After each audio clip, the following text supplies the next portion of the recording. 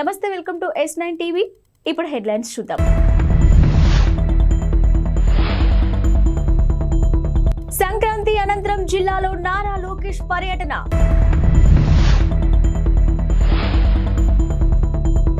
అత్తాపూర్లో భారీ అగ్ని ప్రమాదం, సురక్షిత ప్రాంతాలకు స్థానికుల తరలింపు.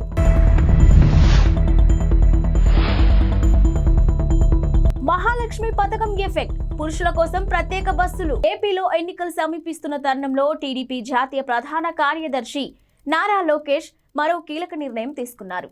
ఇక సంక్రాంతి తర్వాత ఆయన జిల్లాల వారీగా కార్యకర్తలతో భేటీ కానున్నారు. ఇక మొత్తం 40 రోజుల పాటు ఈ కార్యక్రమం నిర్వహించేలా ప్రణాళికలు రూపొందించుకున్నారు. ఇక యువగలం పాదయాత్రలో నారా లోకేష్ ఇప్పటి వరకు 97 నియోజకవర్గాలను సందర్శించిన విషయం తెలిసిందే. ఇక తాజా కార్యక్రమంలో మిగతా జిల్లాలపై దృష్టి పెట్టనున్నారు. ఈసారి ప్రధానంగా పోల్ మేనేజ్మెంట్ పై దృష్టి సారించనున్నారు. బూత్ లెవెల్, మండల స్థాయి, అనుబంధ సంస్థల కమిటీలతో సహా సంస్థాగత వ్యవహారాలపై సమీక్షలు నిర్వహించనున్నారు. కాగా దాదాపు 11 నెలల విరామం తర్వాత సొంత నియోజకవర్గమైన మంగళగిరిలో లోకేష్ తాజాగా పర్యటించారు. ఇక ఈ సందర్భంగా పలువురు తటస్థ ప్రముఖులను కలిసి నియోజకవర్గంలోని ప్రస్తుతం నెలకొన్న పరిస్థితులు, రాబోయే జిల్లాల్లో చేపట్టాల్సిన అభివృద్ధి ప్రణాళికలపై చర్చించారు. హైదరాబాద్ లో తరచూ జరుగుతున్న అగ్ని ప్రమాదాలు ఆందోళనకు గురి చేస్తున్నాయి. ఇటీవల జరిగిన ఓ ప్రమాదంలో ఆసుపత్రి మొత్తం బూడిద కుప్పలా మారింది. ఇక తాజాగా అత్తాపూర్ పోలీస్ స్టేషన్లోని సులేమాన్ నగర్, ఎంఎం పహాడిలోని ఓ కట్టెల గోడౌన్లో ఈ తెల్లవారుజామున భారీ అగ్ని ప్రమాదం సంభవించింది. మంటలు పక్కనే ఉన్న స్క్రాప్ దుకాణానికి అంటుకోవడంతో స్థానికులు భయభ్రాంతులకు గురయ్యారు. మంటలకు తోడు దట్టమైన పొగలు కమ్ముకోవడంతో ఊపిరి తీసుకోవడంలో ఇబ్బందులకు గురయ్యారు ప్రజలు. ఇక ప్రమాదంపై సమాచారం అందుకున్న అగ్నిమాపక సిబ్బంది వెంటనే ఘటనా స్థలానికి చేరుకొని మంటలు అదుపు చేస్తున్నారు. మరోవైపు స్థానికులను పోలీసులు సురక్షిత ప్రాంతాలకు తరలిస్తున్నారు. ఈ ప్రమాదంలో ఆస్తి నష్టం భారీగా జరిగిందని అంచనా వేస్తున్నారు. కేసు నమోదు చేసుకున్న పోలీసులు ప్రమాదానికి గల కారణాలపై ఆరా తీస్తున్నారు. మహాలక్ష్మి పేరిట తెలంగాణలో మహిళలకు ఉచిత బస్సు ప్రయాణ పథకం అమల్లోకి వచ్చాక ఆర్టీసీ బస్సుల్లో రద్దీ గణనీయంగా పెరిగిన విషయం తెలిసిందే. కొన్ని సందర్భాల్లో బస్సుల్లో వెనుక సీట్ల వరకు మహిళలే కనిపిస్తున్నారు. ఇక దీంతో సీటు దొరకని పురుషులు దిగి వెళ్లిపోతున్నట్టు ఇటీవల నిర్వహించిన ఆన్లైన్ మీటింగ్లో కండక్టర్లు ఆర్టీసీ ఎండీ దృష్టికి తీసుకెళ్లారు. ఈ నేపథ్యంలో ఆర్టీసీ కొన్ని రూట్లు సమయంలో పురుషుల కోసం ప్రత్యేకంగా బస్సులు నడిపే అంశాన్ని పరిశీలిస్తుంది. ఇక విద్యార్థులకు సైతం ప్రత్యేక బస్సులు నిర్వహించాలనే అంశాన్ని కూడా పరిశీలిస్తున్నారు. ఇక సీనియర్ సిటిజన్లకు తొలి ప్రాధాన్యం ఇవ్వాలని ఆర్టీసీ అధికారులు భావిస్తున్నారు. సమయాల వారీగా రద్దీపై పూర్తి సమాచారం వచ్చాక పురుషులకు, విద్యార్థులకు ప్రత్యేక బస్సులు నడపడం లేదా మహిళలకు మాత్రమే ప్రత్యేక బస్సులు నడపడం, ఇతర ప్రత్యామ్నాయాలపై చర్చలు జరుగుతున్నాయని ఆర్టీసీ వర్గాలు చెబుతున్నాయి. ఇక జీరో టికెట్ అని మహిళా ప్రయాణికుల్ని చిన్నచూపు చూడడం, వారి తరఫున ప్రభుత్వం ఆ ఛార్జీ చెల్లిస్తుంది. ఇక ప్రయాణికులకు ఇబ్బంది కలగకుండా పలు రకాల ప్రత్యామ్నాయాలపై దృష్టి పెట్టామని ఓ అధికారి తెలిపారు. ఏపీ ఆరోగ్యశ్రీ సేవల నెట్వర్క్ ఆసుపత్రుల యాజమాన్యాలు కీలక నిర్ణయం తీసుకున్నాయి. ఇక పెండింగ్ బిల్లుల పెంపు, చెల్లింపు, శస్త్రచికిత్సల ఛార్జీల పెంపు డిమాండ్లను పరిష్కరించకపోవడంతో ఈ నెల 29 నుంచి ఆరోగ్యశ్రీ సేవలను నిలిపివేస్తున్నామంటూ ఏపీ ప్రభుత్వానికి లేఖ రాశాయి. 29 నుంచి ఆరోగ్యశ్రీ కింద రోగులను చేర్చుకోబోమని స్పష్టం చేశాయి.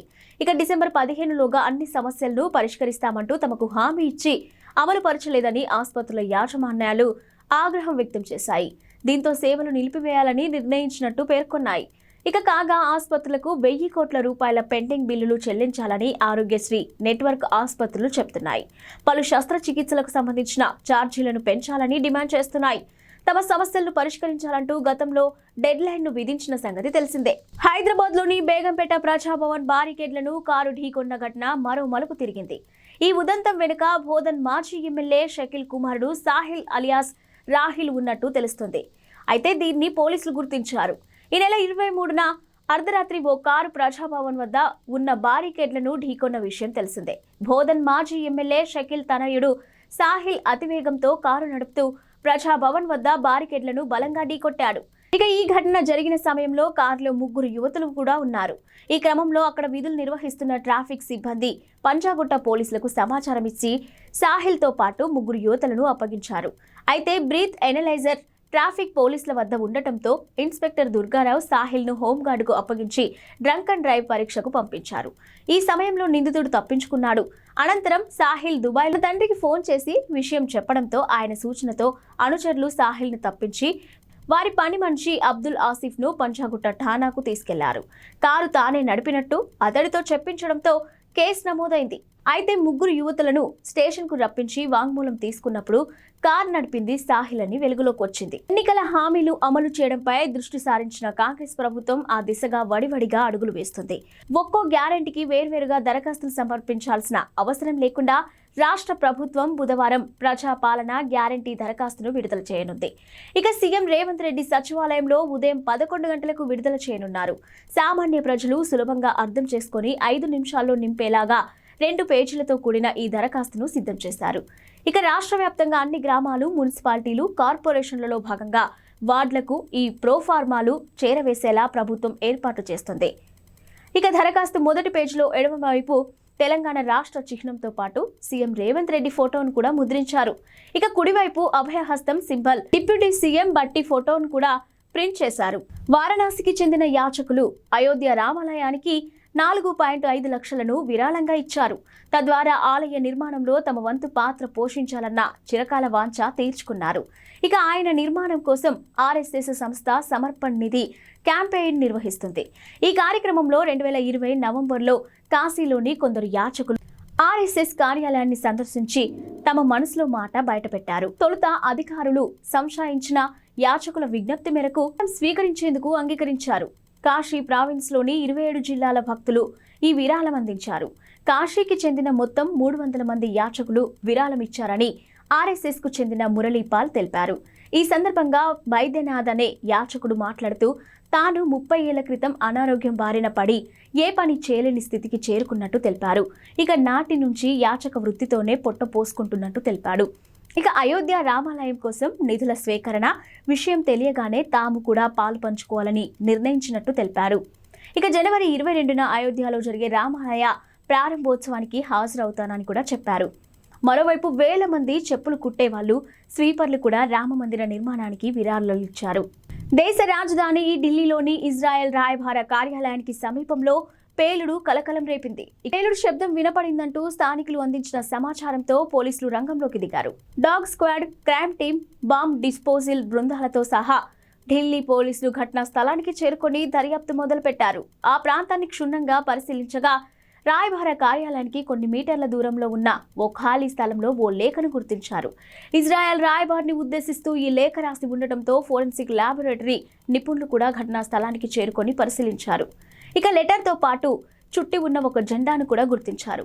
లేఖను సీజ్ చేశారు.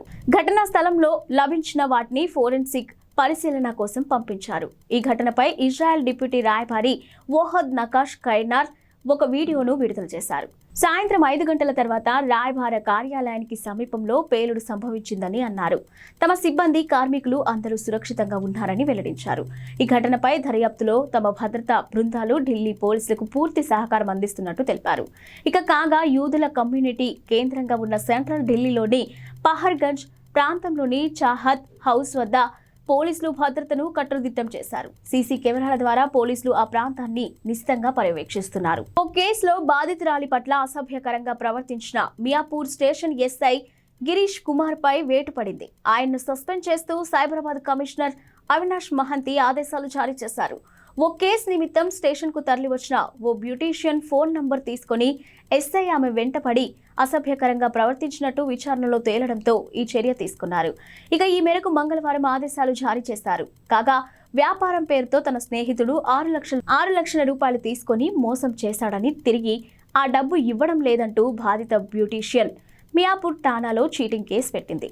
నిందిత వ్యక్తి నుంచి డబ్బులు ఇప్పించడంతో కేసు ముగిసింది.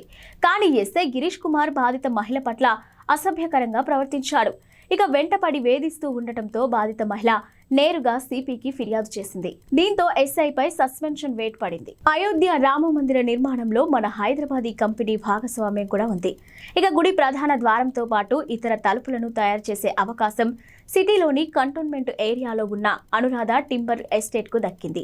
గుడి తలుపుల తయారీ కాంట్రాక్ట్ ను దక్కించుకున్న ఈ కంపెనీ అయోధ్య రామ మందిర పరిసరాల్లో ప్రత్యేకంగా వర్క్ షాప్ ను ఏర్పాటు చేసి మరీ పనులు చేస్తుంది. మొత్తం 300కు పైగా ద్వారాలు తయారు చేయాల్సి ఉందని, ఇప్పటికే 118 ద్వారాలు తయారయ్యాయని కంపెనీ నిర్వాహకులు చెదల్వాడ శరత్ బాబు తెలిపారు. ఇక ఇటీవల యాదాద్రి పునర్నిర్మాణంలోనూ తాము పాలు పంచుకున్నామని చెప్పారు. యాదాద్రి లక్ష్మీ నరసింహస్వామి గుడికి ప్రధాన ద్వారాలు రూపొందించింది తామేనని వివరించారు. ఇక రామాలయానికి ద్వారాలను రూపొందించేందుకు చాలా కంపెనీలు పోటీ పడ్డాయి. అయితే ఆలయ ద్వారాలు తయారీలో అనుభవం ఉన్న యాదాద్రి ద్వారాలను నాణ్యతను పరిశీలించిన అయోధ్య ట్రస్ట్ సభ్యులు అనురాధ టింబర్ ఎస్టేట్ కు పనులు అప్పగించారు. ట్రస్ట్ ప్రధాన కార్యదర్శి సంపత్ రాయ్ ఆదేశాలు ఇచ్చినట్టు డిజైన్ మేరకు ద్వారాల తయారీ పనులు ప్రారంభించినట్లు శరత్ బాబు వివరించారు. ఇందుకోసం ఆలయ పరిసరాల్లోనే ప్రత్యేకంగా వర్క్ షాప్ ను ఏర్పాటు చేసుకున్నామని తెలిపారు. ఇప్పటికే పూర్తయిన ద్వారాలను జనవరి 1న బిగించే ఏర్పాట్లు చేస్తున్నట్లు పేర్కొన్నారు. తలుపుల తయారీ కోసం మహారాష్ట్రలోని బల్లర్షా నుంచి ప్రత్యేకంగా టేకు కలపను తెప్పించినట్లు తెలిపారు.